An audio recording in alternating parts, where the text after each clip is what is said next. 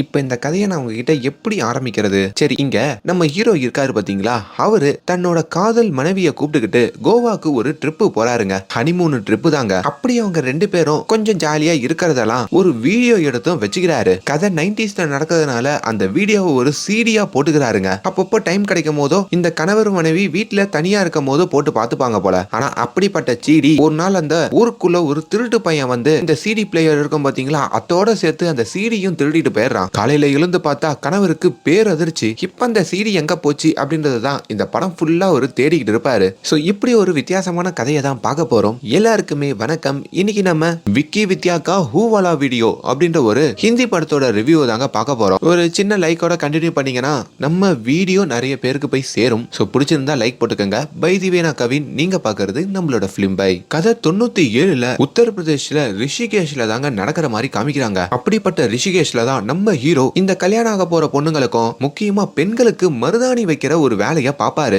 அந்த டைம்லயே சும்மா கையிலேயே கோலம் போடுற அளவுக்கு அவ்வளவு அழகா அவரு மருதாணி வைப்பாருங்க. இப்ப நம்ம ஹீரோயினுக்கு மருதாணி வைக்கிறதுக்கு ஹீரோயினோட வீட்டுக்கும் வந்திருக்காரு. ஹீரோயினுக்கு ஒரு வயசான அப்பா அம்மா, என்ன தம்பி, என் பொண்ணுக்கு இப்போ ரிசப்ஷனே நடக்க போகுது, இந்த டைமுக்கு வந்து மருதாணி வைக்க வரிய, சட்டு போட்டுன்னு வைப்பா அப்படின்ற மாதிரி சொல்ல, ஹீரோயினை பார்த்ததும் நம்ம ஹீரோ அப்படியே பக்கத்துல வந்து ஹீரோயினோட அப்பா அம்மாக்கு தெரியாம அவங்களுக்கு ஒரு முத்தத்தையும் கொடுத்துட்டு அவங்க கையிலயும் மருதாணி வைக்க ஆரம்பிக்க, டேய் இன்னைக்கு எனக்கு ரிசப்ஷன் டா, இதை எப்படி நிப்பாட்டி நம்ம எப்படி கல்யாணம் பண்ணிக்க போறோம், உங்ககிட்ட என்ன பிளான் இருக்கு அப்படின்ற மாதிரி கேட்க, அத நைட்டு பாரு அப்படின்ற மாதிரி ஹீரோ சொல்ல, கட் பண்ணா இப்ப நைட்டு நம்ம ஹீரோயின் ஒரு ஸ்டேஜ்ல உட்காந்துக்கிட்டு இருக்காங்க. பக்கத்துல ஒரு சிங்கண்ணனுக்கு தான் ஹீரோயினை நிச்சயம் பண்ணி திருமணம் பண்ணி கொடுக்கலான்னு இருக்காங்க. அப்ப நம்ம ஹீரோயின் அவங்க கையில போட்டிருக்கிற மருதாணிய அங்க இருக்கிற சிங்கண்ணன் கிட்டையும் காமிக்க, என்ன இது மருதாணியில விக்கின்னு ஒரு பேரை எழுதிருக்கே அப்படின்ற மாதிரியும் கேக்குறாரு. ஐயோ, மருதாணி போட்டவன் உங்க பேரை எழுத சொன்னா அவன் பேரை எழுதிட்டான் அப்படின்ற மாதிரி ஹீரோயின் சொல்ல, அங்கதான் ஹீரோவை கூப்பிடுறாங்க. ஏப்பா, ஒரு ஓவியம் வரைஞ்சா அந்த ஓவியத்துக்கு அடியில வரைஞ்சவனோட பேர் போடுவாங்கல்ல, அப்படிதான் என் பேரை போட்டுக்கிட்டேன்ற மாதிரி ஹீரோ சொன்னாலும் அங்க இருக்கிற சிங்கனனும் நம்ம ஹீரோவையும் தான் கல்யாணம் பண்ணிக்க போற இந்த ஹீரோயினையும் சேர்த்து வச்சு அங்க கம்பேர் பண்ணி சந்தேகப்படுறாரு. இதை ஒரு நல்ல சந்தர்ப்பமா பயன்படுத்திக்கிற நம்ம ஹீரோவுமே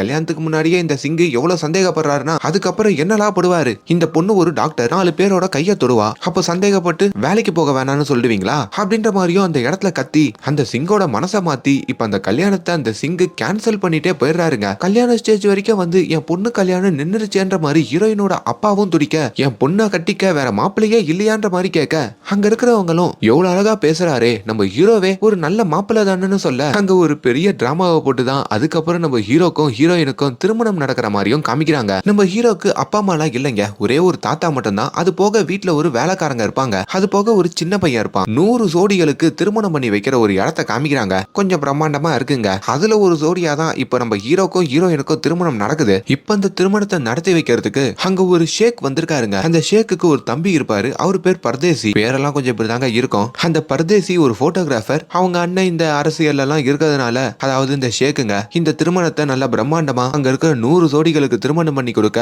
இப்ப வீடும் திரும்புறாங்க. அன்னைக்கு ராத்திரி நம்ம ஹீரோவுமே அப்படியே ஹீரோயின் பக்கத்துல வராரு. நம்ம ஹீரோவோட வீட்டுல ஒரு சின்ன பையன் இருப்பான்ல, சோட்டு, அவன் வந்து உள்ள உக்காந்துங்கிறான். எங்களுக்கே இன்னைக்கு தாண்டா கல்யாணம் இருக்கு, நீ ஏன்டா உக்காந்துக்கிற? இல்ல, நாள் நல்லா இல்லன்னு தாத்தா தான் உங்க ரூம்ல படுக்க சொன்னாரு, நான் இங்க தான் தூங்குவேன் அப்படின்னு சொல்லி அவன் பெட்ல தூங்குனதுனால அந்த இரவு ஹீரோவும் ஹீரோயினும் வெறும் பேசிக்கிட்டு தாங்க இருக்காங்க. அப்படி ஒரு டைம்ல தான் நம்ம ஹீரோயினை பார்த்து கண்ணடிச்சு ஹீரோவுமே பெட்ஷீட்டுக்குள்ள இருக்கிற அந்த கவரை எடுன்னு சொல்ல, அவங்க எடுத்து பார்த்தா உள்ள கோவாக்கு 2 ஃபிளைட் டிக்கெட் இருக்குங்க. ஹனிமூன் ட்ரிப்பா நம்ம கோவா போக போறோம் அப்படின்ற மாதிரியும் சொல்றாரு. அடுத்த நாள் இவங்க கிளம்பிக்கிட்டு இருக்கும் போதோ நம்ம ஹீரோவுடைய தாத்தா இருக்காரு பாத்தீங்களா, அவரு நம்ம ஹீரோ கிட்ட 2 ட்ரெயின் டிக்கெட்டை கொடுத்து, நம்ம வீட்டுல யாரு திருமணம் பண்ணாலும் தேவி கோயிலுக்கு தான் போவோம், கற்றால இருக்கிற வைஷ்ணவி தேவி கோயிலுக்கு 2 பேரும் போயிட்டு வந்துருங்கன்னு சொல்லி 2 ட்ரெயின் டிக்கெட்டை கொடுக்குறாரு. பட் இருந்தும் வீட்டுல நம்ம ஹீரோ ஒரு தாத்தா கிட்ட தேவி கோயிலுக்கு போறதா சொல்லி பொண்டாட்டியோட கோவாக்கு வந்துடுறாருங்க. அப்படி வந்து அங்க பெட்ட அலங்கரிச்சுக்கிட்டு இருக்க, அங்க அப்படியே நம்ம ஹீரோயின் வந்து நிக்க, ஹீரோ பக்கத்துல வர ஹீரோயின் தடுத்து நிப்பாட்டி, நம்மளுடைய முதலிரவுக்கு நீ ஒரு சர்ப்ரைஸ் வச்சிருக்கன்னு சொன்னியே, அது என்னன்னு கேக்குறாங்க.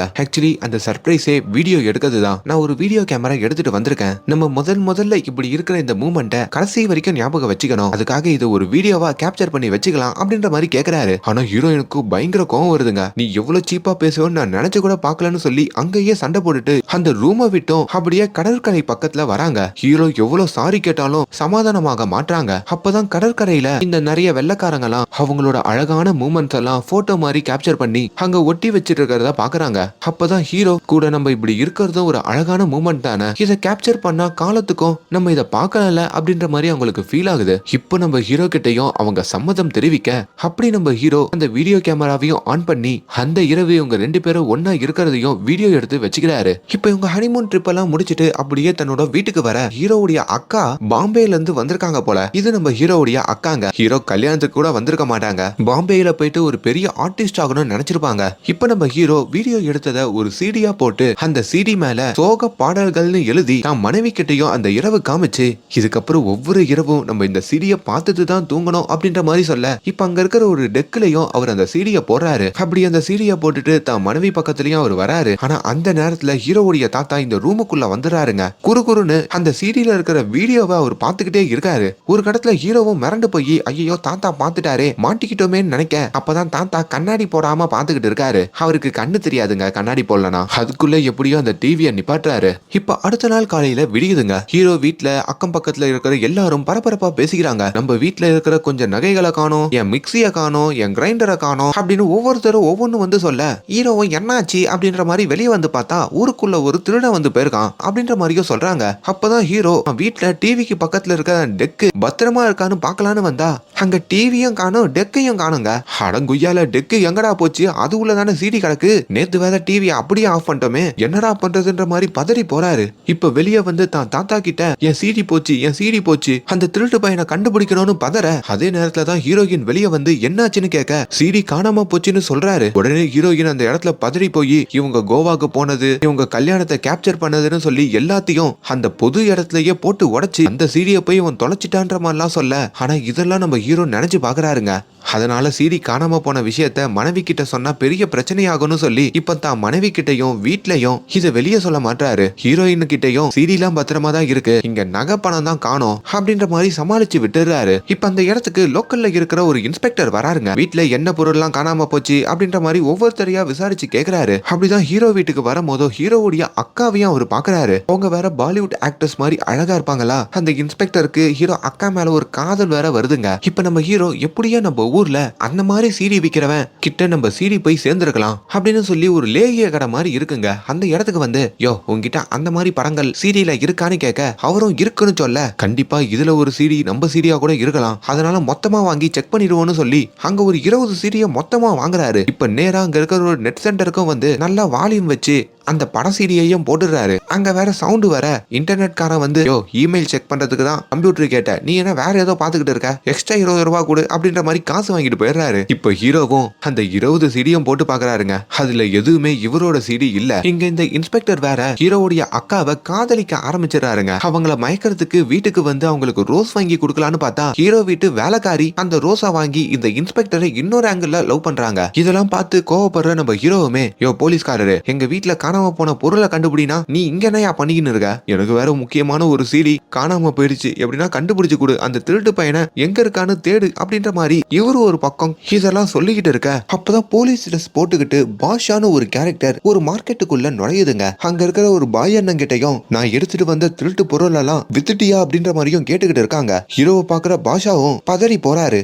அப்பதான் ஒரு சீனை காமிக்கிறாங்க. அந்த ராத்திரி இந்த பாஷா தாங்க நம்ம ஹீரோ வீடு வந்து இந்த டெக்கு அப்புறம் அங்க இருக்கிற கொஞ்சம் நகைகள்லாம் திருடிட்டு போயிருப்பாரு. ஆனா ஹீரோக்கு இது தெரியாது. போலீஸ் காஸ்டியூம் போட்டிருக்கிறதுனால இந்த பாஷாவை போலீஸ்னு நினைச்சு உங்க ஸ்டேஷன்ல தான் என் கம்ப்ளைண்ட்டை கொடுத்துருக்கேன், சீக்கிரமா அந்த சீடியை கண்டுபிடிச்சு கொடுங்க சார்ன்ற மாதிரியும் சீடி எடுத்தவங்க கிட்டயே வந்து கேக்குறாருங்க. இப்ப ராத்திரி ஹீரோ வீட்டுக்கு வந்தா அவங்க மனைவியும் அங்க உக்காந்துகிட்டு நேத்தெல்லாம் சீடி பாக்கலான்னு கூப்பிட்டியே வா இன்னைக்கு பாக்கலாம் அந்த சீடியை போடுன்னு சொல்ல இப்ப நான் என்ன சீடியை போடுறது அட கொய்யால இவகிட்ட வேற சமாளிக்கணுமேனு சொல்லி அப்படியே டிவி பக்கத்துல வரைக்கும் போயிட்டு திருடன் அப்படின்னு சொல்லி வெளியே ஓடி வந்துடுறாரு. இப்ப நம்ம ஹீரோ மார்க்கெட் பக்கம் நடந்து வர அங்க ஒரு வெள்ளக்கார லேடி கையில ஒரு வாளோட வராங்க. டேய் நம்ம தாத்தாவுடைய வாள் தாண்டா அது, நம்ம வீட்டுல திருட வரும்போதோ இந்த வாளையும் திருடிட்டு போனா அப்படின்னு சொல்லி அந்த வெள்ளக்கார லேடி கிட்டையும் இந்த வாளை யார்கிட்ட வாங்குனீங்க அவனை காட்டுங்கன்னு சொல்லி கூட்டிட்டு போக நேரா அந்த மார்க்கெட்ல இருக்கிற ஒரு பாய வந்து அவங்க காட்டுறாங்க. அந்த பாயுமே நீ பாஷான்னு ஒருத்தனா அன்னைக்கு மார்க்கெட்ல பாத்தியே போலீஸ் காஸ்டியூம் போட்டுக்கிட்டு அவன் தான் உன் வீட்டுக்கு வந்து எல்லா எல்லாத்தையும் கொள்ளையடிச்சான், சில பொருட்களை என்கிட்ட வித்தான், நீ அவங்கிட்டயே போய் கேளுன்ற மாதிரி சொல்ல திருடன் கிடைச்சிட்டான்னு சொல்லி ஹீரோவும் சந்தோஷப்பட்டு அங்க அந்த வெள்ளக்காரியையும் கட்டி பிடிச்சிட்டு அங்க இருந்து கிளம்ப அதையும் ஹீரோயின் பார்த்து தப்பா நினைச்சுக்கிறாங்க. இப்ப அந்த பாஷா ஒரு கிளப்ல தான் இருக்கான் போல. அப்படி இந்த பாஷா ஹீரோ கிட்ட கைவரச காட்டின மாதிரியே ஊருக்குள்ள அந்த ஷேக்கோட தம்பி பரதேசி இருப்பார்ல, அவருடைய காரையும் கொள்ளை அடிச்சிருக்காரு போல. அப்படி அந்த கிளப்புக்கு வெளியே இந்த பரதேசியோட கார் இருக்கிறத அவர் பாக்குறாரு. இப்ப அவரும் இந்த பாஷாவை தேடி வராரு. அப்பதான் அந்த பாஷா அந்த கிளப்ல இருக்கிற ஒரு ரூம் போட்டு தங்கியிருக்கான் போல. அந்த ரூமுக்கு நம்ம ஹீரோவும் நுழைஞ்சு, டே பாஷா என் சீடி எங்கடா, என் சீடி எங்கடான்னு சொல்லி அவனையும் போட்டு அடிக்க, ஆனா அந்த பாஷா பேச்சு மூச்சே இல்லாம அங்க சரிஞ்சு விளையாடுங்க. டே பாச்சா என்னடா ஆச்சு அப்படின்னு திரும்பி பார்த்தா ஹீரோவுடைய சிடி பிளேயர் அந்த இடத்துல இருக்கு. ஆஹா என் டெக்கு கிடைச்சிருச்சு, அப்ப இதுக்குள்ளதான் சிடி இருக்கணும் அப்படின்னு சொல்லி அங்கேயே அந்த சிடி பிளேயர் எடுத்து அவரோட பேக்ல வைக்க, அதே வேளையில அந்த கிளப்புக்கு இந்த இன்ஸ்பெக்டர் சில போலீஸ்காரங்களோட வராங்க. அப்படி பாஷாவுடைய ரூம் கதவை வந்து இப்ப இன்ஸ்பெக்டர் தட்ட, இங்க பாஷா தான் பேச்சு மூச்சு இல்லாம ஏதோ ஆகி சரிஞ்சு விழுந்திருக்காரு. இப்போ ஹீரோக்கா என்ன பண்றதுன்னு புரியலைங்க. இப்ப அந்த சிடி பிளேயரை எடுத்துக்கிட்டு எப்படியோ ஜன்னல் வழியா தப்பிக்கலான்னு பாக்குறாரு. ஆனா அதை இந்த இன்ஸ்பெக்டர் எப்படியோ பாத்துறாரு. அதே வேளையில அந்த பக்கமா வர ஹீரோயினும் நம்ம ஹீரோவை பாத்துறாங்க. இப்ப நம்ம ஹீரோவை தூக்கிட்டு போயிட்டு இந்த இன்ஸ்பெக்டரும் ஸ்டேஷன்ல வைக்க, இப்ப ஹீரோவை ஜாமீன் எடுக்கிறதுக்காக அந்த ஊர்ல ஒரு பெரிய ஷேக் இருப்பார்ல, அவர் அங்க வராருங்க. அவன் பொண்டாட்டி வந்து அழுகுறான், என்ன தப்பு பண்ணதுக்காக இவனை தூக்கி உள்ள வச்சிருக்கீங்கன்னு கேட்க, ஊர்ல இருக்கிற பலே திருட அந்த பாஷா அவனே பேச்சு மூச்சு இல்லாம அங்க சாகர நிலைமையில இருக்கிறதுக்கு இவன் தான் காரணம், இவன் தான் ஏதோ பண்ணிட்டான், அங்க இருந்து ஏதோ பேக வேற கொண்டு வந்திருக்கான், அதோ இதுதான் அந்த பேக் அப்படின்ற மாதிரியா சொல்ல, அப்படி அந்த பேக்ல என்ன இருக்கு அப்படின்ற மாதிரியும் அங்க இருக்கிறவங்களுக்கு கேள்வி வருது. சம்பவ இடத்துக்கு நம்ம ஹீரோயின் வராங்க, ஹீரோவுடைய தாத்தா வராங்க. சரிப்பா அந்த பேக்ல என்ன இருக்குன்னு போட்டு பாத்துருங்க, அப்பதானே எதுக்காக இவன் பாஷா ரூமுக்கு போனா என்ன எடுத்துட்டு வந்தானு உங்களுக்கு தெரியும் அப்படின்னு அந்த டெக்ல இருக்கிற அந்த சீடியையும் போட்டு பார்க்க சொல்ல, ஹீரோ ரொம்ப பயப்படுறாரு. தான் மனைவி கிட்டையும் நம்ம சீடி அன்னைக்கு காணாம போயிடுச்சு, அதை மீட்கிறதுக்கு தான் எவ்வளவு போராடின, இப்ப அந்த சீடி அந்த டெக்ல தான் இருக்கு, இவங்கெல்லாம் பார்த்தா நம்ம மானமே போயிடும்னு சொல்ல ஹீரோயினும் துடிச்சு போறாங்க. இப்ப அந்த சீடியை போட்டு பார்த்தா அது வேற ஏதோ ஒரு படம் போல இருக்கு, அதுவும் அந்த மாதிரி ஒரு படம் ஓடிக்கிட்டு இருக்கு. அதை பார்த்து எல்லாரும் ஹீரோவை அசிங்கமா பாக்குறாங்க. டேய் இந்த படத்தை திருடத்துக்கு தான் அந்த பாஷா ரூமுக்கு போனியான்ற மாதிரியும் ஹீரோ கிட்ட கேக்குறாங்க. ஹீரோக்கும் ஹீரோயினுக்கும் நல்ல வேலை அது நம்ம வீடியோ இல்ல அப்படின்ற மாதிரி ஒரு நிம்மதி பெருமூச்சுங்க. ஆனா ஹீரோயின் அப்ப நம்ம சீடி எங்க போச்சு அப்படின்ற மாதிரி கொஞ்சம் பதறாங்க. நம்ம ஹீரோ கிட்ட ஹீரோயின் சண்டை போட்டுட்டு, இதுக்கு மேல உன் கூட என்னால வாழ முடியாது, நான் என் அம்மா வீட்டுக்கே போயிடுறேன், நான் எவ்வளவு வேணான்னு சொன்னாலும் நீ தானே அந்த வீடியோ எடுத்த அப்படின்னு அவங்க பிரியவும் செய்யறாங்க. இதுல ஹீரோ மனசொடைஞ்சு போய் ஒரு கடத்துல தண்டவாளத்துல போயிட்டு தன்னோட கதையவே முடிச்சுக்கலான்னு போக, அங்க வந்து நம்ம ஹீரோயின் காப்பாத்துறாங்க. எவ்வளவு கோழையாடா நீனு, நம்ம பிரச்சனை, நம்ம ரெண்டு பேருமே சேர்ந்து அந்த சீடி எங்க போச்சுன்னு தேடுவோன்ற மாதிரியும் இறங்குறாங்க. அப்பதான் ஆக்சுவலி அந்த பாஷாவுடைய ரூமுக்கு நம்ம ஹீரோ போறதுக்கு முன்னாடி ஒரு சைனா ஆன்டி அந்த திருடன் பாஷாவோட ரூமுக்கு வந்திருப்பாங்க. இந்த பாஷா இந்த சைனா ஆன்டிக்கு கீழே தாங்க வேலை பார்ப்பான். இவங்களுக்குள்ள கோஷ்டி மோதல் வந்து அங்க பாஷாவை அடிச்சு போட்டுட்டு அவங்க கிட்ட இருக்கிற பொருட்கள் எல்லாம் இந்த சைனா ஆன்டி தான் எடுத்துட்டு போயிடுவாங்க. ஆக மொத்தத்துல இப்ப அந்த சீடி அந்த சைனா ஆன்டி கிட்ட தாங்க இருக்கு. இன்னொரு பக்கம் இந்த பாஷாவும் ஹாஸ்பிட்டல்ல சேர்ந்து இப்போ கண்முழிக்க செய்யறாரு. ஆனா போலீஸ் கட்டுப்பாட்டுல தான் இருக்காரு. இங்க சைனா ஆன்டியும் இப்போ ஹீரோ ஹீரோயின் இருக்கிற அந்த சீடியை போட்டு பார்த்துட்டு இதை வச்சு நம்ம காசு கேட்கலாமே அப்படின்ற ஒரு பிளான் பண்றாங்க. அப்படித்தான் அடியாள் கிட்ட சொல்லி ஹீரோவிட வீட்டுக்கு கால் பண்ணி இந்த சீடியை வச்சு காசு கேட்க சொல்றாங்க. அப்படி அடியாலும் ஹீரோக்கு கால் பண்றதுக்கு பதிலா ஹீரோ தாத்தாக்கு கால் பண்ணி, நீங்க ரெண்டு பேரும் இருக்கிற வீடியோவை இந்த சீடியில இருக்கு, கொஞ்சம் நெருக்கமா இருக்கீங்க, வெளியே ரிலீஸ் பண்ணா வியூஸ் சும்மா பிச்சுக்கும், வெளியே ரிலீஸ் பண்ணவா இல்ல 2 லட்சம் ரூபாய் கொடுக்குறீங்களா அப்படின்ற மாதிரி கேட்க, அப்பதான் அந்த தாத்தா அந்த வேலைக்காரிய திரும்பி பாக்குறாரு. ஆக்சுவலி ஒரு ராத்திரி மூச்சா போலான்னு எழுந்துக்கும் போதோ தெரியாம அந்த வேலைக்காரங்க மேல விழுந்துருப்பாருங்க. அதை தான் இவங்க கேப்சர் பண்ணிட்டாங்களோன்னு நினைச்சு தாத்தாவும் ரொம்ப பயந்து அந்த வேலைக்காரங்க கிட்ட டிஸ்கஸ் பண்ணி இப்ப 2 லட்சம் ரூபாவை ரெடி பண்ண, அதே வேலையில அந்த சைனாக்காரங்களுக்கு இன்னொரு அடியாள் இருப்பான், அவனும் ஹீரோவோட வீட்டுக்கு கால் பண்றான். வீட்டுல மொத்தம் 2 லேண்ட்லைன் இருக்கோங்க. போனை ஹீரோவுடைய அக்காவும் எடுக்கிறாங்க, நம்ம ஹீரோயினும் எடுக்கிறாங்க. அவங்க கிட்டயும் அதே சொல்றாங்க. ஹீரோயின் பயந்து போறாங்க. அதே மாதிரி ஹீரோவுடைய அக்காவும் பயப்படுறாங்க, ஒருவேளை நம்ம வீடியோவா இருக்குமோன்னு சொல்லி. இப்போ ஹீரோவும் ஹீரோயினும் அவங்க ரூம்ல இருக்கும் போதோ நம்ம 2 லட்சம் ரூபாய் ரெடி பண்ணணும், அப்பதான் அந்த சீடியை வாங்க முடியும், இல்லனா குடும்ப மானமே போயிடும், என்ன பண்றதுன்னு பேசிக்கிட்டு இருக்க, அதெல்லாம் ஹீரோவுடைய தாத்தாவும் ஒட்டு கேக்குறாருங்க. ஹீரோவுடைய தாத்தா நம்ம சீடியில இருக்கிறது நம்ம பேரனுக்கு தெரிஞ்சிச்சு போல இருக்கு, நமக்காக தான் பேசிக்கிட்டு இருக்கான்ற மாதிரியும் நினைச்சுக்கிறாரு. இன்னொரு பக்கம் ஹீரோவுடைய அக்கா அவங்க வேற 2 லட்சம் ரூபாய் ரெடி பண்றாங்க. அப்படி அந்த தன்னை லவ் பண்ணிட்டு இருக்க அந்த இன்ஸ்பெக்டருக்கு கால் பண்ணி, டேய் இன்சே நீ என்ன லவ் பண்ணிட்டு தானே இருக்க, எனக்காக ஒரு 2 லட்சம் ரூபாய் கொடுப்பியா, நான் சொல்ற இடத்துக்கு வந்து வெயிட் பண்றியா, அதை வந்து வாங்கிக்கிறேன்ற மாதிரி சொல்ல, அவரும் அதுக்கு அதுக்கு சரின்னு சொல்ல அப்பதான் ஹீரோவுடைய தாத்தா 2 லட்சம் ரூபாவை எடுத்துட்டு வந்து ஹீரோ கையில கொடுத்து, டேய் பேரா எப்படின்னா அந்த சீடியை வாங்கிட்டு வந்துடுறா, காப்பாத்துடா அப்படின்ற மாதிரி சொல்றாரு. ஹீரோ என்ன நினைச்சுக்கிறாரு, இந்த சீடி விஷயம் தாத்தாக்கு தெரிஞ்சிருக்கு போல, நம்ம விஷயம் தெரிஞ்சுதான் தாத்தா நமக்காக உதவி பண்றாருன்னு நினைச்சுக்கிறாரு. இங்க ஹாஸ்பிட்டல்ல இருக்கிற இந்த பாஷாவும் எப்படின்னா போலீஸ் கிட்ட இருந்து தப்பிக்கணும்னு சொல்லி அங்க இருக்கிற மார்ச்சுரியில வந்து ஒரு பொணம் மாதிரி படுத்துக்கிறாருங்க. அப்பதான் அங்க ஒரு தாமஸ்னு ஒருத்தர் இறந்து போறாரு. அந்த தாமஸோட சொந்தக்காரங்க தாமஸோடைய பிணம்னு சொல்லி இங்க இந்த பாஷாவோட பேரை தூக்கிட்டு போயிடுறாங்க. ஹீரோவுடைய அக்கா போலீஸ்காரங்க கிட்ட காசு வாங்கலான்னு வர, ஆனா போலீஸ்காரரு நீ என் கூட ஓடி போறதுக்கு தானே 2 லட்சம் ரூபாய் காசு கேட்ட, வா ஓடி போலான்னு கூப்பிட, அடே நடராஜ் பென்சில் மாதிரி இருந்துக்குன்னு ஓடி போலானா கூப்பிடுற, நான் வேற விஷயத்துக்கு காசு கேட்டேன்னு சொல்லியும் அவங்க அந்த காசை வாங்க இப்போ ஹீரோயின் அந்த 2 லட்சம் ரூபாவை அந்த சைனாக்காரி கிட்ட கொடுக்க ஒரு சுடுகாட்டுக்கும் வராங்க. சைனாக்காரியும் அவங்க அடியாட்கள் 2 பேரோட சுடுகாட்டுக்கு வர அப்பதான் அந்த இடத்துல தாமஸ் அப்படின்ற ஒரு பிணத்தை ஒரு பெட்டியில போட்டு அங்க கொண்டு வராங்க. இப்ப இந்த சைனாக்காரியும் ஹீரோயின் கிட்ட வந்து, ஓ நீங்க 2 பேரும் இருக்கிற சீடி தானே, பணத்தை கொடுத்து எடுத்துக்கங்கன்னு சொல்ல அப்பதாங்க அந்த சீடி இந்த சைனாக்காரியோட ஆட்கள் தெரியாம அங்க அடங்கம் பண்ணிட்டு இருக்கிற தாமஸ் பிணத்து மேல போட்டுறாங்க. அந்த பிணத்துக்குள்ள இருக்கிற சீடியை எடுக்கலான்னு போக, ஆனா அதுதான் பிணமே இல்லையே, நம்ம பாஷா தானே உள்ள படுத்துக்கிட்டு இருப்பாரு, அவர் அந்த இடத்துல இருந்து டப்பாவை உடைச்சுக்கிட்டு வெளியே ஓட இப்ப அந்த சீடி பறந்து போய் ஒரு மரத்துல விழுதுங்க. எப்படியோ அதை நம்ம ஹீரோ மீட்டு எடுத்து நல்லபடியா சீடி திரும்ப வந்துருச்சுன்னு சொல்லி தான் வீடு திரும்புறாரு. தாத்தா கிட்டையும் அந்த சீடியை காட்டுறாரு. தாத்தாவும் நானும் இந்த வேலைக்காரங்களும் இருக்கிற சீடி இதுதான் போல இருக்கே, பேரா இந்த சீடியை எப்படின்னா உடைச்சு போட்டிருப்பா அப்படின்ற மாதிரி சொல்ல, உடைச்சு போறதுக்கு முன்னாடி ஒரு வாட்டி பாத்துருவோம் அப்படின்னு சொல்லி ஹீரோவும் ஹீரோயினும் அந்த சீடியை போட்டு பார்த்தா அவங்க கோவால ஹனிமூன்ல எடுத்த வீடியோ அதுல இல்லைங்க. அதுக்கு பதிலா இவங்க கல்யாணம் முடிஞ்ச கையோட இவங்க ஒரு கெஸ்ட் ஹவுஸ்ல தங்கிருப்பாங்க. அப்ப இவங்க ஒன்னா இருக்கிற ஒரு வீடியோ தான் அதுல இருக்கு. அது இவங்களுக்கு பெரிய அதிர்ச்சியா இருக்கு. ஹீரோயினும் ஏண்டா கோவால மட்டும் தான் வீடியோ எடுப்பேன்னு சொல்லி என்னை ஏமாத்திட்டு நீங்க இன்னொரு வீடியோவும் எடுத்திருக்கியான்னு சண்டை போட, அப்பதான் ஹீரோவும் இந்த வீடியோ எனக்கே தெரியாம தான் எடுத்திருக்கு அப்படின்ற மாதிரி சொல்ல, அதே வேலையில தான் ஹீரோவுடைய அக்காவும் அந்த போலீஸ்காரரும் சேர்ந்து இந்த சீடியை நம்ம ஹீரோயின் கிட்ட கொடுக்க வந்த அந்த சைனாக்காரங்களையும் அந்த பாஷாவையும் பிடிக்கிறாங்க. அப்படி ஒரு தண்டவாளத்துல அவங்கள கட்டி வச்சு அந்த பாஷா கிட்டையும் நீதான வீட்டுக்கு வந்து இந்த மாதிரி தப்பான சீடிகள் எல்லாம் எடுத்து விக்கிறவன்ற மாதிரி கேட்க, இதுக்கு நான் காரணம் இல்ல, நான் உங்க வீட்டுக்கு வந்த சில பொருட்களை திருடினேன், ஆனா இதுக்கு உண்மையான காரணம் இந்த ஊருக்குள்ள ஷேக்கோடைய தம்பியா இருக்கிற அந்த பரதேசி தான், அவன் தான் எப்பவுமே போட்டோகிராஃபி பண்றேன்னு சொல்லி இப்படி திருமணமான பொண்ணுங்களுக்கு கெஸ்ட் ஹவுஸ்ல கூப்பிட்டு அவங்க கணவரோட இருக்கிறதெல்லாம் வீடியோ எடுத்து வெளியே சேல்ஸ் பண்ணுவான் அப்படின்ற மாதிரியும் சொல்றாங்க. இப்ப அந்த பரதேசியை அடிச்சு நம்ம ஹீரோவும் அந்த போலீஸ்காரரும் விசாரிக்கிறாங்க. அப்படி விசாரிக்கும் போது தான் அந்த பரதேசி இந்த வேலையெல்லாம் நான் பண்றது இல்ல, என்னோட அண்ணன் அந்த ஷேக் தான் எல்லாத்தையும் பண்றாரு, உனக்கும் பொண்டாட்டிக்கும் திருமணமான சமயத்துல கூட நீங்க தங்கின கெஸ்ட் ஹவுஸ்ல கேமரா வச்சது இந்த ஷேக் தான் சொல்ல, அது இல்லாம இப்ப அவரு ஒரு 40 ஜோடிகளுக்கு திருமணம் பண்ணி வைக்கலான்னு இருக்காராம். அப்படி அந்த 40 ஜோடிகளையும் கெஸ்ட் ஹவுஸ்ல தங்க வச்சு அந்த 40 பேரையுமே வீடியோ எடுக்கலான்னு பிளான் பண்ணிருக்காரு போல. இது மூலயமா அந்த வீடியோவெல்லாம் துபாய்க்கு வித்து எல்லா லாங்குவேஜ்லயும் டப் பண்ணி காசு சம்பாதிக்கிறது தான் அந்த ஷேக்கோடைய எண்ணமா. இப்ப அந்த போலீஸ்காரரும் மாறு வேஷம் போட்டு அந்த 40 ஜோடிகள் திருமணத்துல கலந்துக்க, அதுல ஒரு ட்விஸ்டா இந்த ஷேக்கோடைய பொண்ணு இருக்காங்கல்ல அவங்களும் திருமணத்துல கலந்துகிட்டு அவங்களே அங்க ஒரு மணப்பெண்ணா வந்து நிக்கிறாங்க. அப்பதான் அந்த இடத்துக்கு வந்த ஷேக்கு பயங்கரமா ஷாக் ஆகுறாரு. 40 ஜோடிகளை வீடியோ எடுக்கலான்னு பார்த்தா நம்ம பொண்ணு இருக்காளே, ஐயோ நம்ம பொண்ணு எந்த ரூம்ல இருக்கா அப்படின்ற மாதிரி பதறி போறாரு. அங்க நம்ம ஹீரோயின் நின்னுகிட்டு உன் பொண்ணு அந்த ரூம்ல இருக்கா இந்த ரூம்ல இருக்கான்ற மாதிரி ஷேக்க தசமாத்த,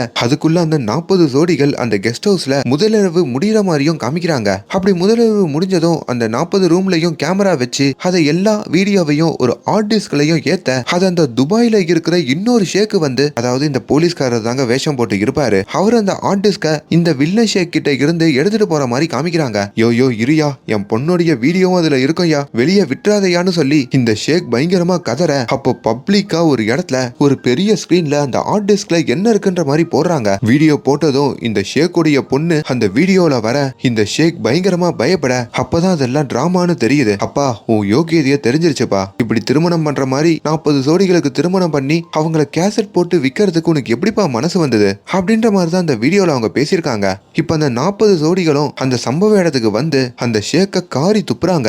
இப்ப வரைக்குமே நம்ம நாட்டுல இந்த மாதிரி பெண்களை வச்சு எப்படி காசு சம்பாதிக்கலான்ற மாதிரி தான் நினைக்கிறீங்க. உன் பொண்ணுக்கு நடக்கும் போதோ அதுக்கான வழி உனக்கு புரியுது, ஆனா மத்த வீட்டு பொண்ணுங்க உனக்கு சாதாரணமா தெரியுது அப்படின்னு அந்த ஷேக்க அசிங்கமா திட்ட, இப்ப அந்த வில்லனும் அந்த இடத்துல எல்லாருக்கிட்டையும் மன்னிப்பு கேக்குறாரு. சோ அவ்வளவுதாங்க. இப்ப நம்ம ஹீரோ இந்த பிரச்சனையை சால்வ் பண்ணியிருந்தாலும் இன்னும் அவரோட கோவால இருக்கிற சீடி எங்க போச்சுன்னு தெரியல. ரொம்ப காலமா விஷயஸ்ல அந்த சீடியை தேடிக்கிட்டு தாங்க இருக்காரு. அப்படி ஒரு டைம் தான் நம்ம ஹீரோவுடைய குட்டி தம்பி சோட்டு இருக்கானே, அவன் ஒரு நாள் ஹீரோவோட ரூம்ல விளையாடிட்டு இருக்கும் போதோ கட்லு கீழே ஏதோ போட்டுறான். கீழே குனிஞ்சு பார்த்தா அங்க ஒரு சீடி கிடக்கு. அப்பதான் ஒரு ட்விஸ்ட காமிக்கிறாங்க. அந்த திருடன் இவங்க வீட்டுக்கு வந்து அந்த டெக்க திருடுறப்போ டெக்குல இருந்த சீடி அப்பயே கீழே விழுந்திருக்கோங்க. அது இந்த கட்டில கீழே தான் போய் விழுந்திருக்கும். இத்தனை நாள் ஊர் முழுக்க தேடின அந்த சீடிய இவங்க கட்லு கீழே பார்க்காம விட்டுருப்பாங்க. இப்ப அந்த சீடியை எடுத்துக்கிட்டு அந்த சோட்டுவும் குடுகுடுன்னு ஓட, பின்னாடியே நம்ம ஹீரோவும் ஹீரோயினும் துரத்த, அந்த சோட்டு அந்த சீடியை தூக்கி வீட்டுல இருந்து வெளியே போட, அந்த சீடி ஒரு சின்ன யானையில வந்து விழ, அந்த சின்ன யானையும் அங்க இருந்து கிளம்புற மாதிரி காமிக்கிறாங்க. ஹீரோ ஹீரோயின் அந்த சின்ன யானை பின்னாடியே ஓடுற மாதிரி காமிக்கிறாங்க. சோ இப்படி இந்த படத்தோட கதை முடியுங்க. ஜாலியா ஒரு படம் பார்க்கணும்னு நினைக்கிறவங்க இந்த படத்தை ட்ரை பண்ணி பாருங்க. அண்ட் மேலும் இந்த மாதிரியான வீடியோஸை தொடர்ந்து பார்க்கறதுக்கு நம்மளோட சேனலை சப்ஸ்கிரைப் பண்ணுங்க. Thank you so much.